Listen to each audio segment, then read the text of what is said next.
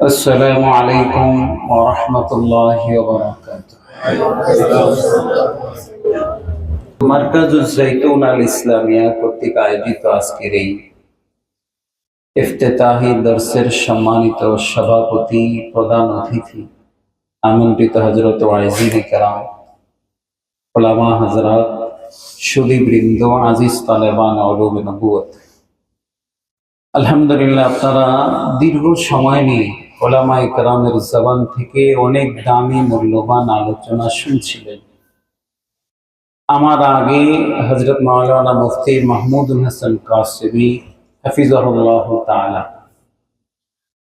অনেক গুরুত্বপূর্ণ আলোচনা আপনাদের সামনে করছিলেন। আমি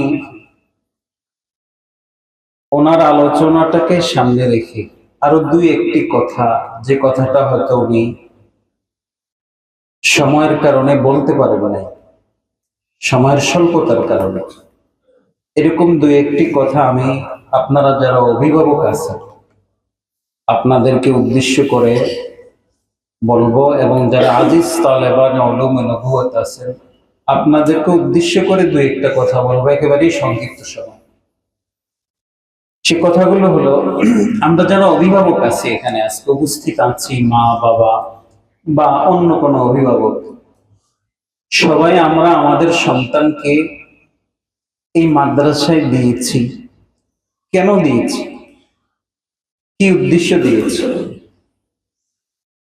তো এটা তো আমাদের মৌলিক উদ্দেশ্য হলো আমার সন্তানটা আলেম হবে, হাফেজ হবে, দিনদার হবে, মানুষের মতো মানুষ হবে, এগুলোই আমাদের মৌলিক উদ্দেশ্য থাকে।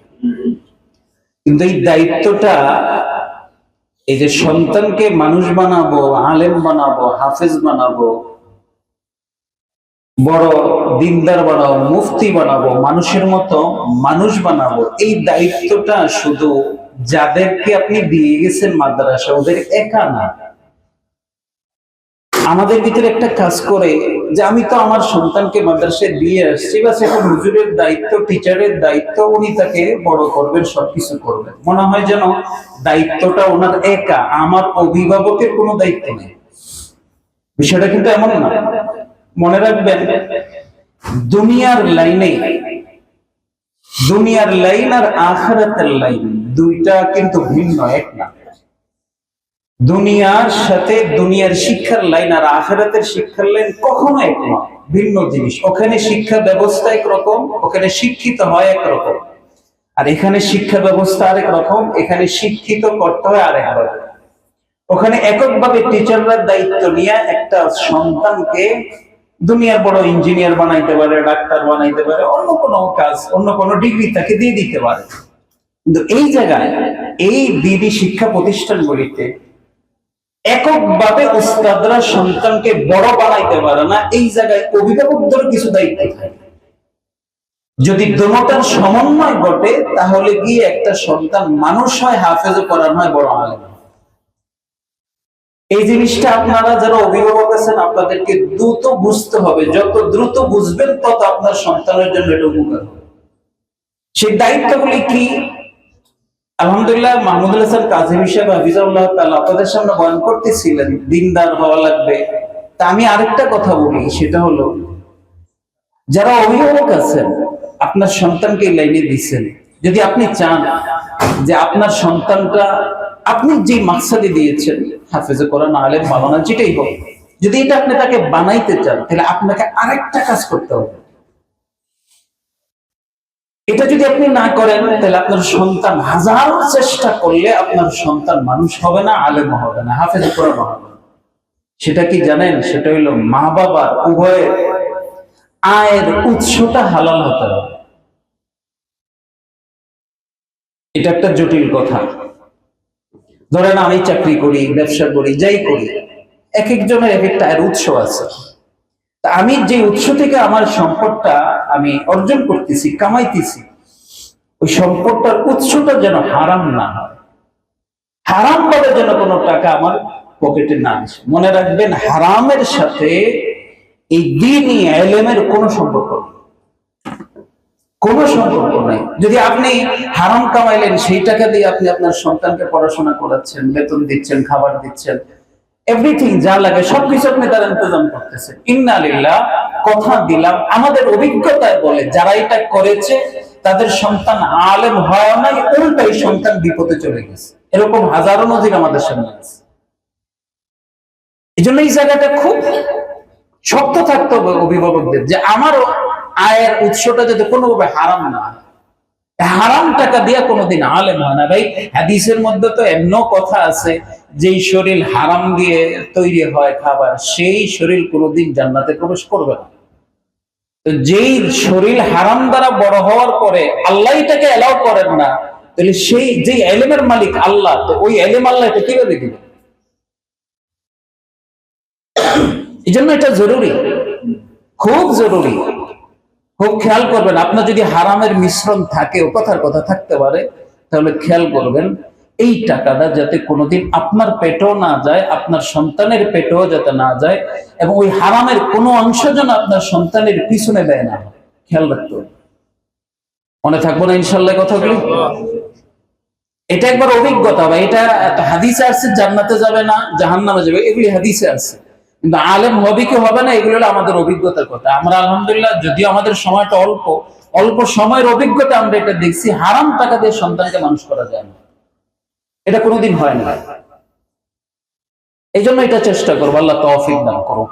অভিভাবকদের আরেকটা কাজ আছে, সেটা হলো সন্তানকে এই লাইনে মানুষ করতে হলে সন্তানের জন্য সময়ে সময়ে আল্লাহর কাছে দোয়া করতে হবে। দোয়া, দোয়া কেমন দোয়া? যে আল্লাহ, আমি সন্তানটাকে মাদ্রাসায় দিয়েছি, আপনি যদি তৌফিক না দেন, আপনার সাহায্য যদি শামিলে হাল না হয়, তাহলে আল্লাহ আমার এই সন্তান মানুষ হবে না, আমার এই সন্তান হাফেজে কোরআন হবে না, আমার এই সন্তান দিনদার হবে না। আল্লাহ আপনি তাকে মানুষের মতো মানুষ বানান, হাফেজে কোরআন বানান। এই দোয়াগুলি যদি মা বাবা হিসাবে করতে পারেন, তাহলে আল্লাহ আপনার সন্তানকে কবুল করবে। কিন্তু বলেন তো, আমরা কি কোনোদিন সন্তানের জন্য আল্লাহর কাছে দোয়া করেছি? করি না। বেশিরভাগ অভিভাবকরাই করে না। মনে রাখবেন, হাদিসের মধ্যে আল্লাহ রাসূল বলেছেন, মা বাবার দোয়া আল্লাহ কবুল করেন। এটা তো আপনারা জানেন, শুনছেন না?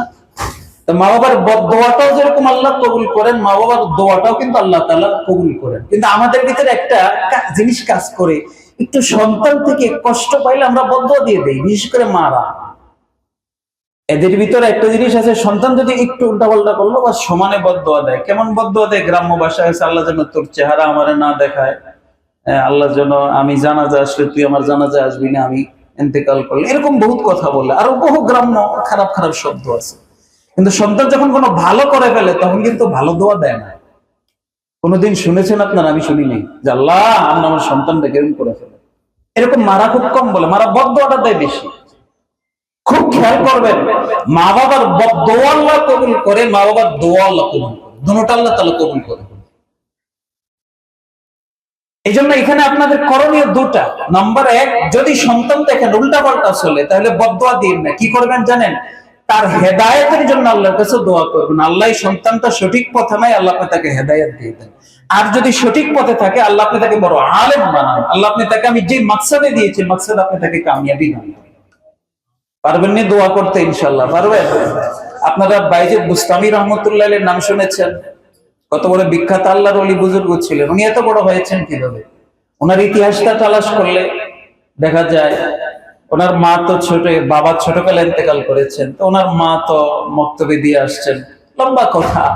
12 বছর বয়সে বাইজিদ বুস্তামি রহমতুল্লাহ আলাইহি জাহিরি যত উলুম আছে সবকিছু তিনি অর্জন করেছেন, 12 বছরে সব শেষ করেছেন।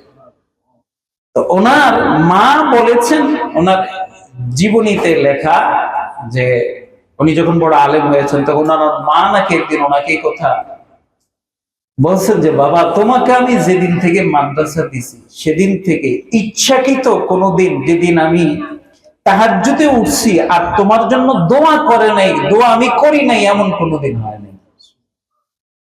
আমি তোমার জন্য প্রতিটা নামাজে তাহাজ্জুদের সময় যখনই উঠতাম, তখন আমি তুমি বাইজিদের জন্য আমি আল্লাহর কাছে দোয়া করছি। আল্লাহ, বাইজিদের বাবা নাই, আমরা তাকে বড় আলেম বানান, হাফেজ বানান, দিনদার বানান, দাঈ বানান, ওলি বানান। 12টা বছর প্রায় সময় বাইজিদের মা আল্লাহর কাছে দোয়া করেছে। এই দোয়ার বদৌলতে আল্লাহ তাআলা বাইজিদকে তো জাহিরি ইলমের কি বলে মাহের বানাইছেন, শখসিয়ত বানাইছেন, রিজাল বানাইছেন। আল্লাহ তাআলা যুগ শ্রেষ্ঠ ওলিও তাকে বানায় দিয়েছেন মায়ের দোয়া। এজন্য আপনাদেরকে বলবো, আপনারা একটা অংশ প্রতিদিন নিজের সন্তানের জন্য বরাদ্দ করেন। বিশেষ করে আল্লামা তকি উসমানী হাফিজাহুল্লাহ তাআলা তিনি এক জায়গায় একটা কথা লিখেছেন যে যদি সন্তানকে মানুষ করতে হয় তাহলে একটা দোয়া মা বাবার কন্টিনিউ করতে হয়। মা বাবা যদি দোয়াটা করে তাহলে আল্লাহ তাআলা ওই সন্তানকে মানুষ বানায় দেয় হালাল খায়। কি খায় বলেন? হালাল খাইয়ে দোয়াটা করতে হয়। কি রব্বানা হাব লানা মিন আজওয়াজিনা ওয়া যুররিয়াতিনা কুররাতা আয়ুন ওয়াজআলনা লিল মুত্তাকিনা ইমামা। এটা কোরআন শরীফের একটা লম্বা ঘটনা, সেটা পিছনে একটা দোয়া, এটা কোরআন শরীফের একটা আয়াত। তো উসমানী হাফিজাহুল্লাহ তাআলা লেখেন, তোমরা যদি দেখো তোমাদের সন্তানগুলি মানুষ হচ্ছে না, উল্টাপাল্টা চলছে, এবং তুমি চাইতেছো তোমার সন্তানকে মানুষের মতো মানুষ বানাইতে, তাহলে তুমি কন্টিনিউ এই দোয়াটা আল্লাহর কাছে করো। রাজি আছি ইনশাআল্লাহ? রাজি আছি?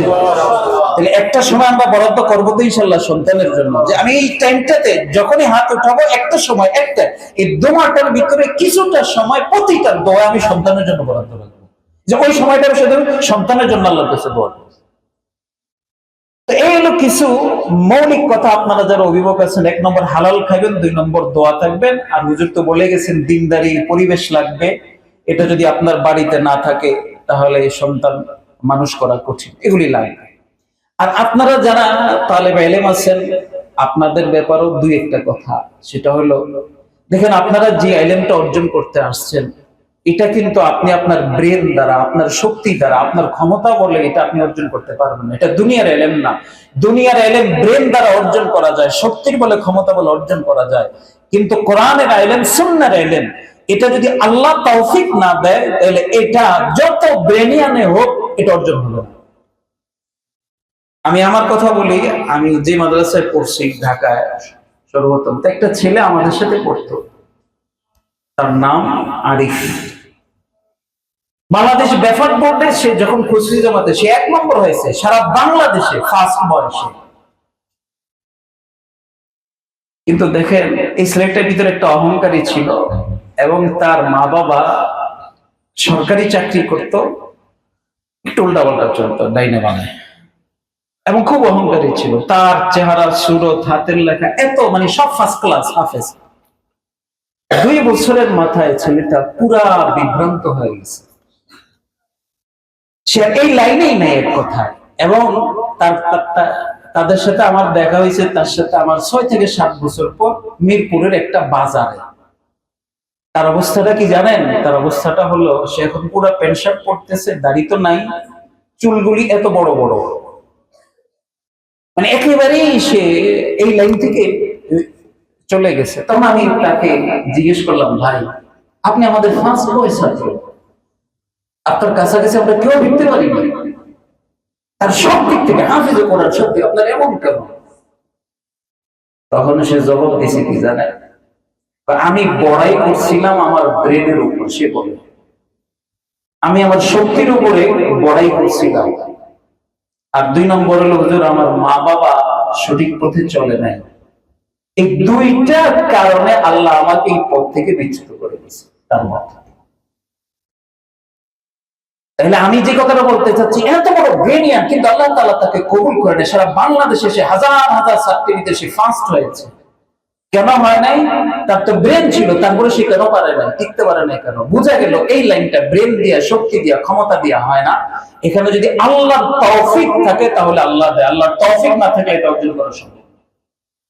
এই জন্য তোমরা যারা তালেবেরা আসলে এখানে তোমাদেরকে কথাটা বলবো যে তোমরাও সময়ে সময়ে, তোমরা তো আলহামদুলিল্লাহ এখানে থাকবা, 5 ওয়াক্ত নামাজ জামাতের সাথে পড়বা, প্রত্যেক নামাজের পরে তোমরা আল্লাহর কাছে দোয়া করো। তোমাদের কচি হাত মনে করো তোমরা মাসুম, নিষ্পাপ, তোমাদের গুনাহ নাই, তোমরা এখন যা চেয়ে আল্লাহ তোমাদেরকে তাই দেবে। এই জন্য আল্লাহর কাছে বলো, আল্লাহ আমি যেই লাইনে আসছি আপনি আমাকে এই পথের জন্য কবুল করেন। আপনি যদি কবুল না করেন তাহলে আমার টিকে থাকা কঠিন। রাজি আছি না? ইনশাআল্লাহ রাজি আছি। নামাজের পরে ঠিক আছে ইনশাআল্লাহ, যখনই পারো। এই যে তোমরা হাফেজ তাকরিমের এখন অনুসরণ করো, তাই না? সারা বাংলাদেশে ফার্স্ট হয়েছে, আর সারা পৃথিবীতে সে ফার্স্ট হয়েছে তাকরিম। সবাই এখন তার সুরটা নকল করে, কিন্তু তার উস্তাদের বক্তব্য শুনেছ? তার উস্তাদ আবার আমাদের সাথে হাফেজ মাসুম, আমরা একসাথে পড়েছি। তার উস্তাদ বলে, তার উস্তাদ আমার কাছে বলেছে, আমি একবার গেছিলাম তার ইয়েতে মাদ্রাসায় ভিজিটে, তখন সে বলতেছে, দোস্ত আমি তাকরিমকে নিয়ে একদিন মদিনায় যখন ইয়ে হবে, কি বলে, ইন্টারভিউ হবে, হঠাৎ একদিন রাত্রেবেলা দেখি সে হোটেলে নাই। ওখানে হোটেলে থাকতো, আপনারা যারা জানেন। কিরে কোথায়? খুঁজতে খুঁজতে খুঁজতে খুঁজতে তাকে তো আমি চিনি, পাই না হঠাৎ গেল, পরে আমি হেরে নিয়ে গেছি। যাই আমরা যেখানে নিয়মিত নামাজ পড়ি প্রতিদিন, সেই জায়গায় যাই দেখি সেই জায়গায় সিজদায় পড়ে চোখের পানি ছেড়েছে, আমার কাছে কাঁদতেছে। এটা তার উস্তাদের হাফেজ যে মাসুম আমাদের সাথে, সে আমার কাছে এই ঘটনাটা নিজে বলছে। সে এমনি এক নম্বর হয় না, সে আল্লাহর কাছে কাঁদতো, আল্লাহর কাছে তার চাওয়া, তার কাদা, তার আবেগ, এটার কারণে আল্লাহ তাআলা তাকে দৌলত দান করেছে। এই জন্য ভাই, শুধু অভিভাবকের দায়িত্ব এটা না, তোমরা যারা ছাত্র আছো, তোমরা আল্লাহর কাছে কাঁদো, আল্লাহর কাছে চাও, আল্লাহর কাছে বলো, নামাজ পড়ো, আল্লাহর কাছে চাইতে থাকো। মনে রাখবে, এটা এমন একটা খাজানা, যেই খাজানায় বান্দা চাইলে চাওয়ার মতো চাইতে পারলে আল্লাহ তাআলা কোনদিন ফিরায় দেন না। তোমরা কোচিয়েছো, আল্লাহর কাছে কাঁদবা, চোখের পানি ছেড়ে প্রতি নামাজের পরে দোয়া করবা, আল্লাহর কাছে চাইতে থাকো। ইনশাআল্লাহ দেখবা আল্লাহ তাআলা তোমাকে এই ইলম দান করবেন, হাফেজে পড়া নামে তুমি যে মাকসাদে এখানে এসেছো, আল্লাহ তাআলা তোমাকে সেই মাকসাদে কামিয়াবি দান করবেন। রাজি আছেন ইনশাআল্লাহ বাচ্চারা? তোমাদের আরেকটা কথা, উস্তাদরা যদি কোনোদিন শাসন করে, এটা কোনোদিন উস্তাদের লগে শাসন এটা মেনে নিবা, বেয়াদবি করবা না। মনে রাখবা, এই লাইনের আরেকটা সিস্টেম, এই লাইনে যদি কোনো উস্তাদের সাথে কেউ বেয়াদবি করে ফেলে, তাহলে আল্লাহ তাআলা তাকে বেয়াদবির কারণে ওই ইলম থেকে, এই ইলম থেকে আল্লাহ তাআলা তাকে মাহরুম করে দেন। এজন্য এখানে বেয়াদবি চলে না। দুনিয়ার লাইনে দেখবা, কি বলে, স্কুল কলেজের টিচাররা যায়, ছাত্ররা পত্রিকা দেখেছি, টিচার একটু মাইর দিছে, 3-4 জন মিলে ছাত্ররে, কি বলে, শিক্ষকরে খালে ফেলাই দিছে। দেখেননি আপনারা? এটা পত্রিকা আসছে কিন্তু। তাহলে এর দ্বারা কিন্তু সে ওই ইলম থেকে মাহরুম হবে, সে কিন্তু দুনিয়ার ইলম পাইতেছে। ওই লাইনে এটা হয়, কিন্তু এই লাইনে একটু বেয়াদবি হয়ে গেলে তুমি মাহরুম হয়ে যাবে। এজন্য খেয়াল রাখবা, কোনদিন উস্তাদের সাথে কোনো বেয়াদবি করবে না। মনে রাখবা, উস্তাদ তোমাকে যে শাসনটা করে, এটা তোমার কল্যাণের জন্য। এখানে উস্তাদের দুনিয়াতে কোনো স্বার্থ থাকে না। আর আপনারা যারা অভিভাবক আছেন, এই কথাটা আমার জেহেন থেকে ছুটে গেছে। আমরা সন্তানের প্রতি এত মায়া মহব্বত, উস্তাদ একটু শাসন করলে অভিভাবক রাগ হয় না? এরকম তাইরা আসে, হ্যাঁ আমি আজকে দেখে ফেলবো, আমার ছেলেকে আঘাত করেছে, দেখবো আমি। হয়তো উনি কোনো বড় অফিসার, কোনো সরকারি কর্মকর্তা, বড় কোনো উচ্চপদস্থ, এজন্য উনি খুব রাগ হয়ে যায়, উস্তাদের সাথে বেয়াদবি করে ফেলে। মনে রাখবেন, আপনার ছেলের উস্তাদের সাথে, সন্তানের উস্তাদের সাথে যদি আপনি বেয়াদবি করেন অভিভাবক হইয়া, তাহলে এই বেয়াদবির ফসল কি হবে? আপনার সন্তান মানুষ হবে না। আপনারা কি আমার কথাগুলি বুঝতে পারতেছেন? হ্যাঁ, উস্তাদরা এখন সন্তানকে কি পরিমাণ শাসন করবে, এটা উস্তাদের জন্য আলাদা দিক নির্দেশনা আছে। এখানে ইসলামের দিক নির্দেশনা আছে, যে কতটুকু মারতে পারবে, কতটুকু পারবে না, কতটুকু শাসন করতে পারবে, কতটুকু পারবে না। এটা আলহামদুলিল্লাহ উলামায়ে কেরাম উস্তাদদেরকে আলাদা প্রশিক্ষণ দিবেন। কিন্তু কোন কারণে যদি দেখেন উস্তাদ একটু অতিরিক্ত করে ফেললো, তাহলে আপনি এটার জন্য রাগ হবেন না। আপনার কাছে একটা অনুরোধ, বিনতি, রাগ হবেন না, মনে কোনো কষ্ট নিয়ে না। হয়তো তার ভুল হয়ে গেছে, হতে পারে তার ভুল হয়ে গেছে, সে মানুষ। কিন্তু এই কারণে আপনি তার সাথে বেয়াদবি করেন না, করলে আপনিও শেষ হবেন, আপনার উস্তাদ কি বলে, আপনার সন্তানও শেষ হবে। মনে থাকুন ইনশাআল্লাহ কথাগুলি।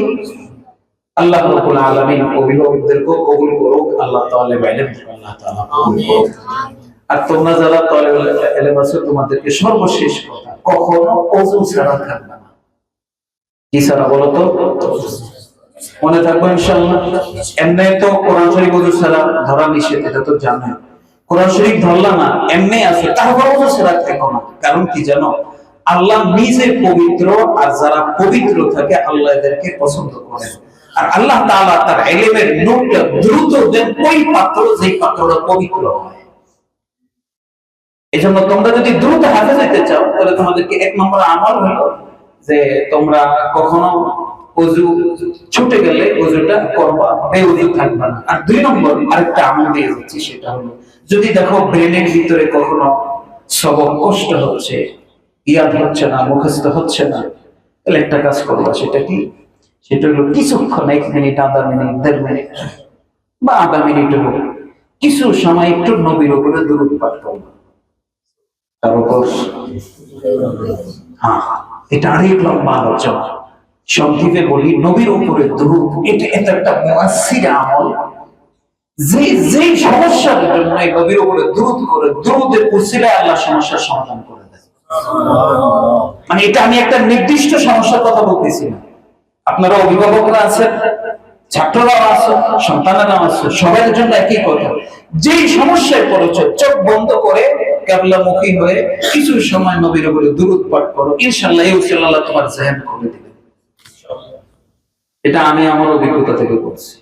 আমার বিষয়টা এমন না, মাঝে মধ্যে যদি দেখি জটিল কোনো বিষয়, কিতাব নিয়ে বসছি, একটা মাসালা হল হচ্ছে না, বিভিন্ন সরাসরি নিয়ে বসছি, হল হচ্ছে না, তখন আমি এই কাজটা করি।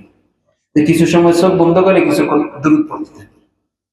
এই দুরূদ পড়ে কিছুক্ষণ পরে এরপরে কিতাব খুলে আলহামদুলিল্লাহ আমি এই পর্যন্ত কোথাও আটকাই না, আল্লাহ তাআলা সমাধান করে দিয়েছে।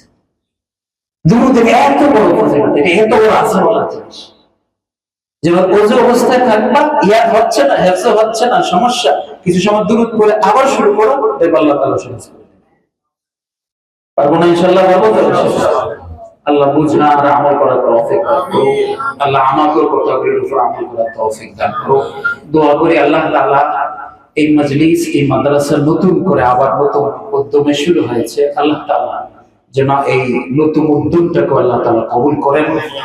আল্লাহ যেন অত্র এলাকার হেদায়েতের একটা মার্কাজ বানায় দেন। আল্লাহ এই মাদ্রাসার সাথে সম্পৃক্ত হিতাকাঙ্ক্ষী, ডোনার মহল, আরাকি যারা যেভাবে আছেন, আল্লাহ তাআলা যেন সবাইকে কবুল করে নেন। আল্লাহ যেন এই সম্পৃক্ততাকে হাসরের মাঠে সকলের নাজাতের ওসিলা বানায় দেন। আমিন আমিন। সুবহানাল্লাহি ওয়া বিহামদিহি, সুবহানাকাল্লাহুম্মা ওয়া বিহামদিকা, আশহাদু আল্লা ইলাহা ইল্লা আনতা, আস্তাগফিরুকা ওয়া আতুবু ইলাইক।